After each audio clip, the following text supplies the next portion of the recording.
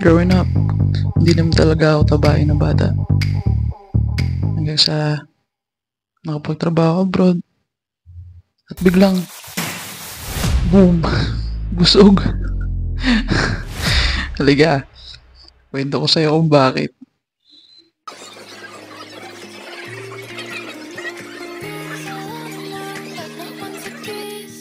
OFW ako dito sa Taiwan. Halos sabay lang din kami ng girlfriend ko nakapunta dito. First time ko mag-abroad. Habang siya naman, madami na siyang iba't ibang bansang napuntahan. High school pa lang kami. Patay na siya sa akin.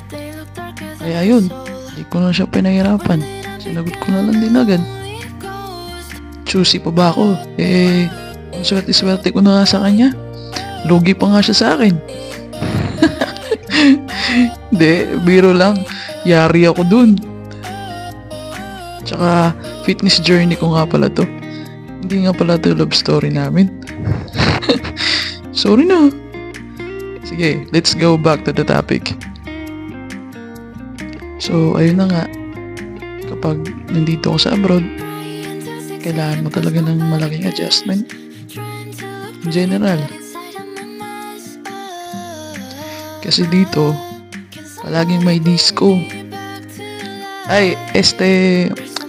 Sa una, kailangan mong manimbang sa mga bagay-bagay pag nag-abroad ka. Ako, naging unhealthy yung lifestyle ko dito. Hindi ko naiisip kung healthy pa ba yung pinakain ko, hindi na. Tsaka, wala rin ako masyadong activities noon, maliban sa trabaho ko, para makapag-burn sana mas maraming calories. Teka lang ha, isayaw ko muna yung prinsesa ko. Wait lang.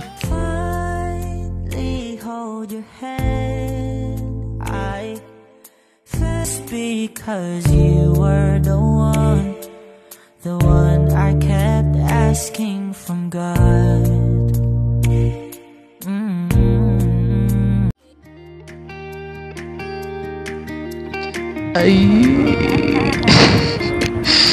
Nga pala, taga-Leyte nga pala kami pareho ng girlfriend ko.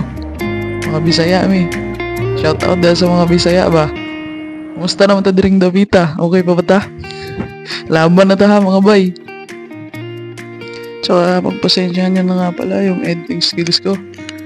Nagpa-practice pa kasi ako Pang ilang video ko pa lang to, honestly. Factory worker din yung trabaho namin dito. Pareho kami ng girlfriend ko. Pag day off, yung pastime namin, syempre punta sa park, kakain, ganun. Magbabanding with friends. Tsaka syempre may inuman. Tsaka hindi rin talaga ako marunong magluto. Ayaw ko talagang magluto.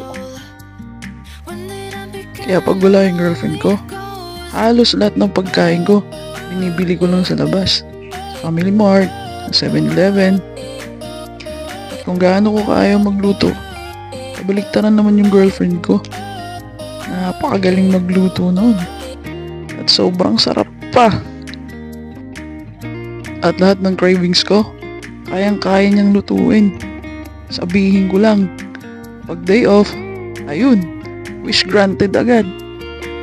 Napakaswerte ko talaga sa kanya, promise. Never niya akong ginutom. Palagi akong busog, literal. Di bali nang wala sa kanya, basta yung cravings ko, magluto lang niya para sa akin. Ang katwiran niya naman, kaya niya naman daw kasi magluto. Ako kasi, hindi. Kasi hindi ako marunong. Ayaw ko talaga nagluluto. Minsan nga, nag-crave ako ng Oreo cake. Ito nagkita kami. Ayan, nagawa niya na kaagad. Kaya busog na busog ako sa pagmamahal niya sa akin. At tumipas yung panahon, umalayan ko na lang. Almost 81 kilos na pala ako. Grabe. At dumating ako sa point na na-realize ko, kailangan kong ayusin yung lifestyle ko. Then, kasunod nun, yung isang blessing na dumating sa amin, natanggap yung girlfriend ko sa Canada. Doon na siya magtatrabaho.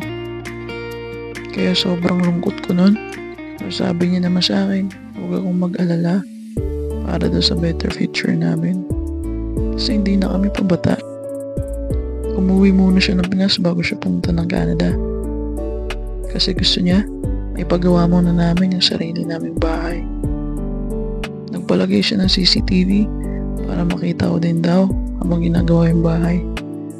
At ayan, sabi niya sa akin dyan, may bahay na tayo.